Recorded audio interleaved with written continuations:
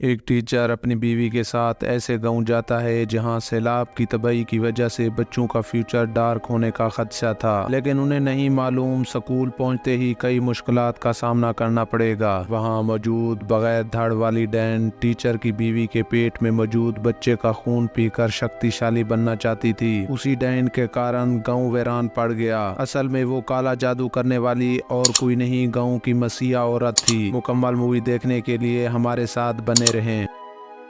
Welcome to plot cap Hindi. कोयांग movie के start में बेमो और सूर्यातुन घर को लाग लगाकर ड्राइवर का इंतजार कर रहे होते हैं। असल में बेमो एक स्कूल टीचर है जिसका ट्रांसफर दूर गांव बोर्नियो में हुआ। गांव दूर होने की वजह से बेमो अपनी बीवी को साथ ले जाता है। ड्राइवर आते ही जरूरत का सामान गाड़ी में रखता है और बोर्नियो गाँव की तरफ रवाना हो जाते हैं। रास्ते में ड्राइवर बेमो को बताता है इस गाँव के लोग काला जादू करते हैं। हाल में वहाँ सैलाब आया जिसकी वजह से लोग वहां से नकल मकानी कर गए। अचानक सूर्यातुन को रास्ते में खौफनाक आवाजें सुनाई देती हैं, लेकिन वो अपना वहम समझकर खामोश रहती है। मगर थोड़ी देर बाद बगैर धड़ वाला सर हवा में उड़ता हुआ दिखाई देता है। वो डर कर अपने पति से कहती है, मगर वो उसे बुरा ख्वाब का कहकर खामोश करा देता है। लेकिन सूर्यातुन बहुत ज्यादा घबराई हुई थी। वो बार बार कहती है, आप मेरा यकीन मानिए, वो उड़ता हुआ सर ही था। सूर्यातुन को प्रेग्नेंट होने के कारण उल्टी आने लगती है। वो गाड़ी को रोककर बाहर आ जाते हैं। उल्टी करने के बाद सामने उन्हें एक कोफिन आता दिखाई देता है। वो डर कर गाड़ी के अंदर बैठ जाते हैं। ड्राइवर गाड़ी को स्टार्ट करता है मगर गाड़ी स्टार्ट नहीं होती। बीमो कहता है, क्या आपके पास कोई ऐसी चीज है जिससे ये हम पर हमला ना करें? तो ड्राइवर उन्हें अंडे दे देता है। जब अंडे उनके सामने फेंकते हैं तो उनकी स्मेल से कोफिन रुक जाता है। फिर गाड़ी को स्टार्ट करके यहाँ से फौरन आगे बढ़ते हुए सुबह एक गाँव पहुँचते हैं ताकि पेट पूजा कर सकें। मगर सूर्यातुन अभी भी रात के वाकये से डरी हुई थी। बेमो ड्राइवर से कोफिन के बारे में पूछता है तो ड्राइवर बताता है यहाँ के लोग काला जादू करते हैं। उसे जलाने या दफनाने की बजाय कोफिन में बंद करके जंगल में उल्टा लटका देते हैं। उनका मानना है जिन लोगों ने शैतानी अमल किया तो उनकी रूहें कोफिन से निकलकर भटकती रहती हैं और जिन्होंने नेक अमल किए वो कोफिन में चैन से रहेंगे। बाज़ औक़ात ये बदरूहें बाहर निकलकर इंसानों पर हमलावर भी होती हैं। इसके बाद उनकी मुलाकात तीन जिन से होती है जिसे बोर्नियो गांव के स्कूल के प्रिंसिपल ने उन्हें वेलकम करने के लिए भेजा था। वो उन्हें बोर्नियो गांव की तरफ रवाना करने के लिए एक बूट पर सवार करके सी ऑफ करते हुए चला जाता है, जबकि सूर्यातुन अभी भी परेशान बैठी थी। गाँव में पहुँचते ही बूट का ड्राइवर उन्हें गाँव का रास्ता दिखाते हुए वहाँ से चला जाता है। वो दोनों खौफ से भरे हुए आगे बढ़ते हैं। रास्ते में उन्हें कई कॉफिन लटके हुए दिखाई देते हैं, मगर एक दूसरे को तसल्ली देते हुए गांव पहुंच जाते हैं जहां उन्हें एंट्रेंस में एक बूढ़ी औरत मिलती है। सामने से स्कूल का मास्टर उन्हें स्कूल की खिड़की से आवाज देकर बुलाता है। उनका स्वागत करने के बाद उन्हें रिहाइश के लिए रूम दिखाता है। खाना खाते वक्त वो बताता है, हमारे गाँव की हालत कुछ ठीक नहीं है क्योंकि हाल में ही एक बहुत बड़ा सैलाब आया जिसकी वजह से गाँव का काफी नुकसान हुआ, लेकिन आपको चिंता करने की जरूरत नहीं है। हमारे स्कूल में सिर्फ 7 ही स्टूडेंट्स हैं। फिर सूर्यातुन को कहता है, अगर घर में तुम्हारा दिल ना लगे तो तुम भी स्कूल आकर बच्चों को पढ़ा सकती हो। बीमो बाहर आकर मास्टर से बूढ़ी औरत के बारे में पूछता है जो उसे रास्ते में घूर घूर कर देख रही थी। मास्टर कहता है, डरने की कोई बात नहीं, असल में ये मियाँ बीवी काला जादू करते थे।